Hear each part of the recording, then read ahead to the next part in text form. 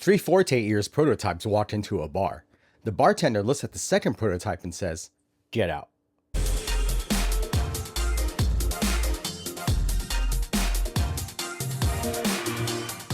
That was a quip about Forté Ears' development process, whereby the first prototype of any given model shows great promise and potential, and the second prototype doesn't. It happened last year with Macbeth, Forté Ears' inaugural release, and that lightning has now struck twice with their sophomore release, the IEM we're covering today. Known at various times as Faust or Project M or simply Forté Ears' new prototype, this is Mefisto. And yes, that's the final faceplate design. It won't be enameled, so that's how gorgeous it will actually look in your hands and ears. I'll elaborate on that second prototype of Doom shortly, but before we go any further, here's a quick TLDW for you. If your music library consists primarily of classical, jazz, acoustic instrumental fare, or otherwise reads like an audiophile trope in any way, then Mefisto may not be the best option for you. But if your idea of symphonic music is more akin to E.S. Posthumous, or you happily groove to acid jazz instead of romantic jazz standards, then Mefisto might be exactly what you've been searching for. Let's talk about why. If you've auditioned Forté Ears' previous release, Macbeth, then you know that electronic music is not its strong suit. It's neither good nor bad for electronic, just kinda mid. It's perfectly fine, of course, as Macbeth simply wasn't tuned for it. Nevertheless, that point of weakness genuinely seemed to bother Ricardo Ye, founder of Forté Ears. As it turns out, EDM served as a soundtrack for a fair portion of his misspent youth. You wouldn't know it to look at Ricardo today, with the mild-mannered, opera-loving musicologist vibes that he throws out at can jams, but he used to go clubbing at discos every weekend during uni. Every weekend. And so, even before Macbeth had officially launched, Ricardo began working on a different sonic direction, one that harkened back to his headier days, with the version 1 prototype of that new IEM making a secret appearance at CanJam SoCal 2024 last year. And his tuning direction, though very different from Macbeth, was well received. Enjoy's Audio said, "Mefisto does not displace Macbeth. It moves away from the refined velvet glove sound of Macbeth to a more energetic and faster-paced sound, a working man's love of sorts." MDV added, "This is no Macbeth. It's more like a pounding wall of darker sound that is closer to trifecta than Macbeth, with similar cohesion in the sound." Encouraged by that initial response, Ricardo began to experiment with the next iteration. Enter the Forté Ears curse that is the second prototype of Doom. As is Forté Ears' tradition by now, early prototypes went out to several headfires, myself included, for feedback and tuning suggestions. I won't articulate all of our thoughts on version 2, and believe me, there were many, but here on the screen are a few of the comments that Forté Ears received from us. Wait, it gets worse. As you can see, between version 2's inadequate sub-bass, egregious treble, lack of coherency, and more, there were several issues with that second prototype. But I think the main problem was that it sucked, and nobody wanted it. Having been a product designer myself, I want to point out that ordinarily, even a near disaster like this isn't a problem. You just fix the issues and move on. What was a problem, however, is that all of this took place less than a month before CanJam New York 2025, where Forté Ears wanted to show their latest prototype to the world.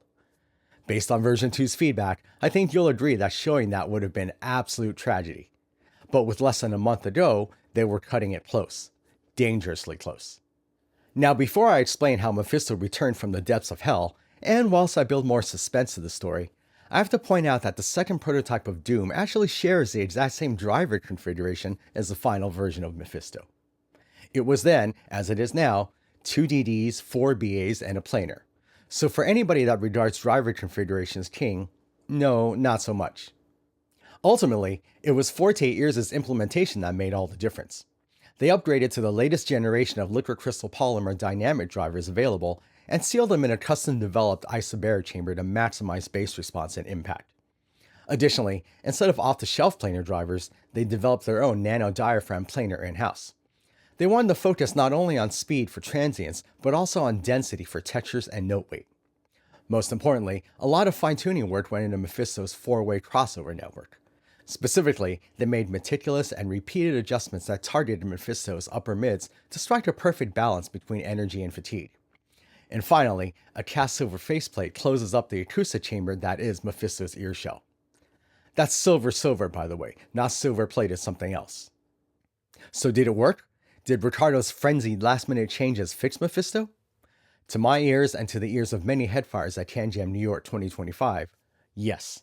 Go ahead and pause the video here to review those comments, but it's clear that show impressions were overwhelmingly positive. Well, except for Frankie D. Pretty sure he's not getting Mefisto anytime soon. Still, almost everybody else thought it sounded fantastic. But wait, there's more. Following CanJam New York 2025, and at the request of several headfires including AAF Evo, Aetherhole, MDV, Enjoys Audio, and others, Ricardo made one last set of tweaks to Mefisto.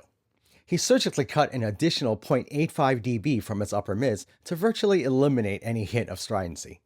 And then he adapted Elatet's Ode to Laura cable to serve as Mefisto's internal wiring for an exceedingly clean mid-range presentation. That's right, from now on, an untold number of Elatet's $2,799 Ode to Laura cables will be sacrificed to help bring each Mefisto to life. And the result of this final round of fine-tuning is what headfires at CanJam Singapore 2025 heard. Don't worry, I'm not going to throw a bunch of show impressions on screen for you to read.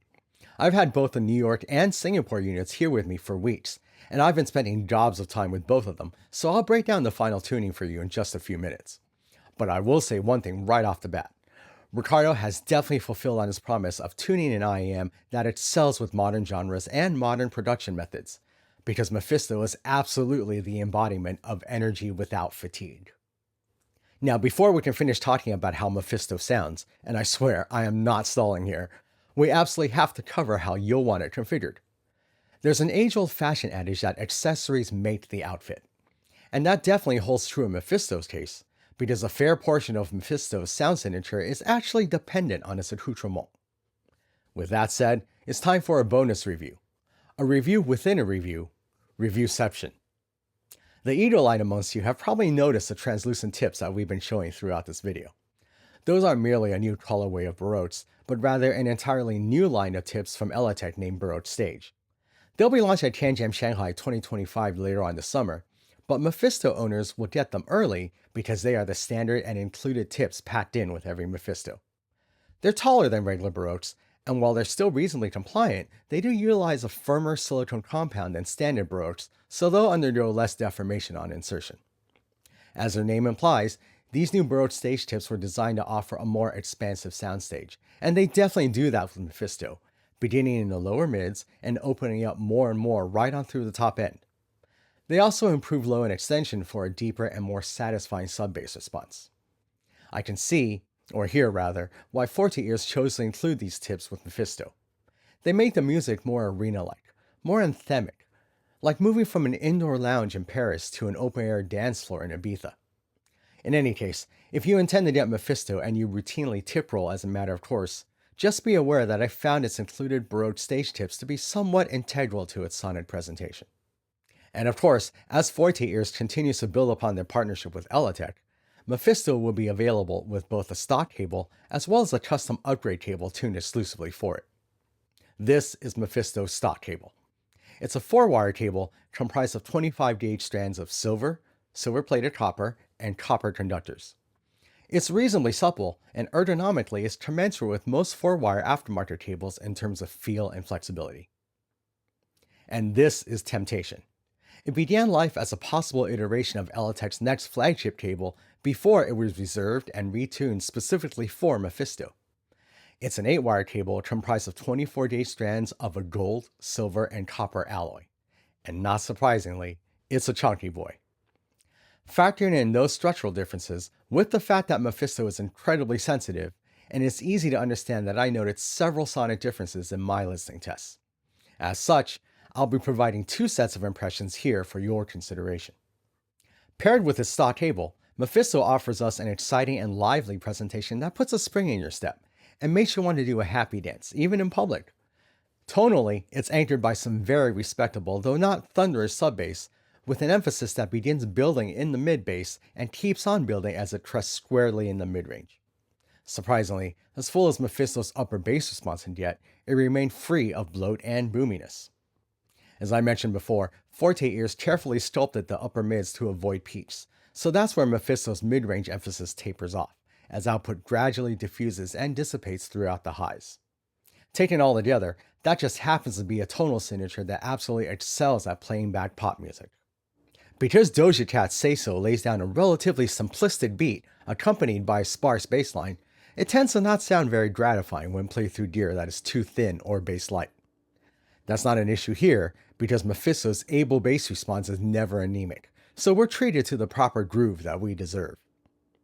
But it's never too much bass either, because even though Less Than Zero features a relentless beat and bass line, one that drives the track forward from start to finish, there's no bloat or bass bleed to drown out the weekend when his vocals rise up and cut through the rest of the track. Speaking of vocals, Mefisto's mid-range emphasis brings Caroline Polachek, both with and without her vocoder, right to the forefront of So Hot You're Hurting My Feelings, calling upon us all to show her the banana.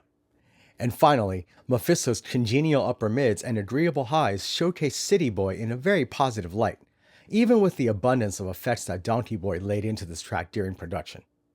Detail-wise, the stock cable pairing does just fine and is quite adequate. For a detail head like myself, it was neither stellar nor lacking.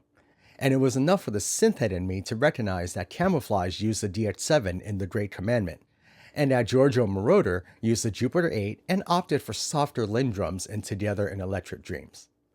Staging is definitely above average though, with both Cravey and House chill-out mix of Yuri Kane's Right Back, as well as Cigarettes After Sex's dream poppy Don't Let Me Go. Mefisto and his stock cable did well in setting the kind of atmospheric mood that is essential to both tracks. So again, if your listening library contains a fair amount of pop, or you're looking for a pop-oriented signature to complement your more analytical IEMs, then Mefisto, with its stock cable, should definitely be on your to-demo list. That said, I think the stock cable is a tease, a mere hint, a faint suggestion of what Mefisto is truly capable of. I'd easily opt for the Temptation cable any day of the week and twice on Sunday, because holy smokes does it take Mefisto to a whole other level. Whereas the stock cable's mid-range emphasis lent it a moderately N-shaped signature, Temptation inverts that to an ever so slightly U-shaped signature, but only just so, such that many headfires probably wouldn't consider it a hard pass. For example, Kurwal noted that, after switching to the upgrade cable, the Black Keys were delivered with possibly the best guitars I've heard in an IEM. In addition to pulling back the mids a bit, Temptation brings better low-end extension for deeper sub-bass, which definitely comes in handy for more satisfying bass drops in electronic music. Rolling away from the stock cable also removed the hash and haziness that silver-plated copper can impart to upper mids, making vocals less lispy, hats less staticky, and cymbals less splashy, despite the slight mid-range recession. In fact, with Temptation, everything in the mid-range is cleaner and better articulated. But by far the most noticeable difference is a vastly expanded soundstage.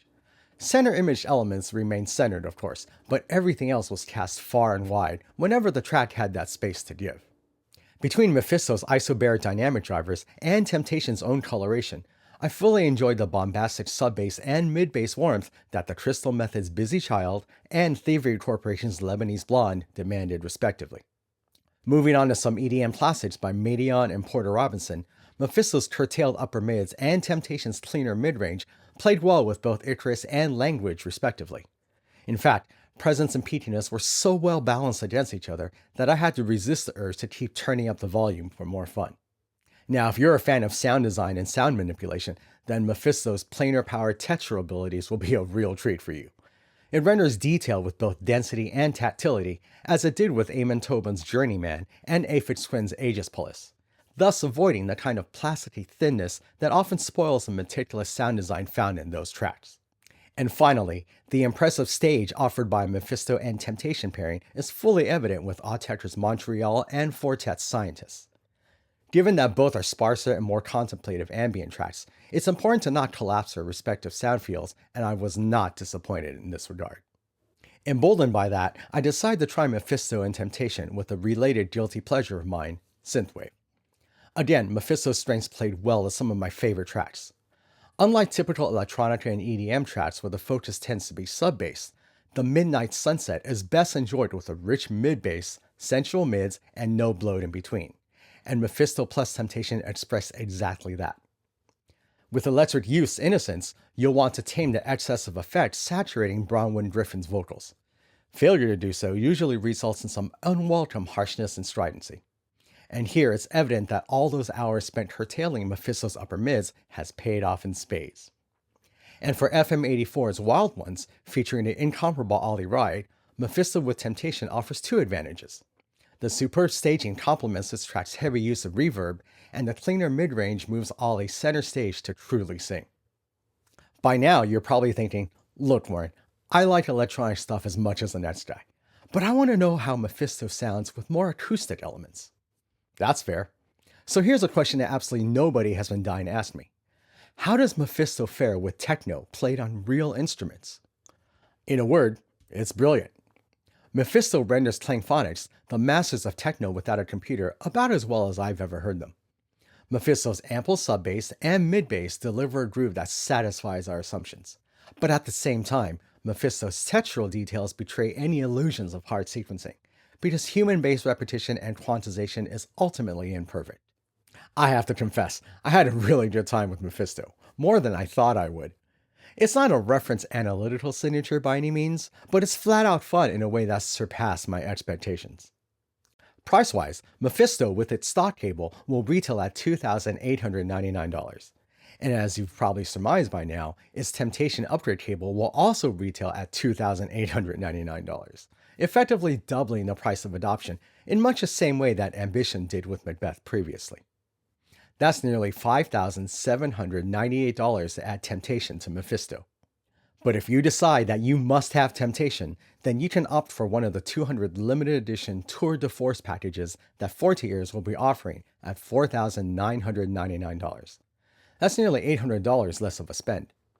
Just be aware that while the Tour de Force packages do include Temptation, they do not include the stock cable, so there is a slight trade-off.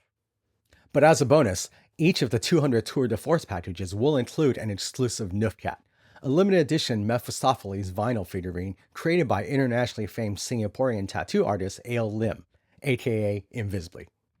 Originally created as a means of self-healing through a debilitating neck injury, as well as a personal loss of Ale's father and grandmother, Nufcats have since become one of Singapore's most coveted figurine art brands. Mephistopheles came to life when Ricardo discovered Ale's work and was drawn to its quirky and offbeat charm. But Warren, how does a Nufcat impact sound quality, you may ask? It doesn't.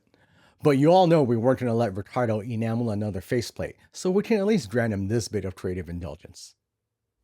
So there we have it. That's Forté Ears' new Mefisto in a nutshell.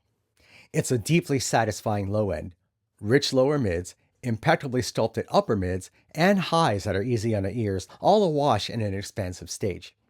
But if you take away nothing else from this review, just remember this. Mefisto is energy without fatigue. So if you've always been sensitive to peakiness or stridency in the presence region, I highly recommend that you give Mefisto an audition. I think you'll be surprised at just how well it delivers pleasure without pain. I'm sure there'll be plenty of impressions and reviews for Mefisto in the days and weeks ahead, so be sure to check out headfi.org for those. If you're still here, thanks for staying with us all the way to the end. I know that was quite dense, but there was a lot of information to share, so it couldn't be helped. I'd also like to thank my fellow headfires for their Mefisto impressions, including AAF Evo, Aetherhole, Big Beans, Kurawong, Delidia, MDV, Frankie D, Goldwarder, Hi-Fi Hawaii 808, Enjoys Audio, Nova Flyer, and Rockwell 75. That does it for this episode of Headfi TV, and I'll see all of you out in the forums.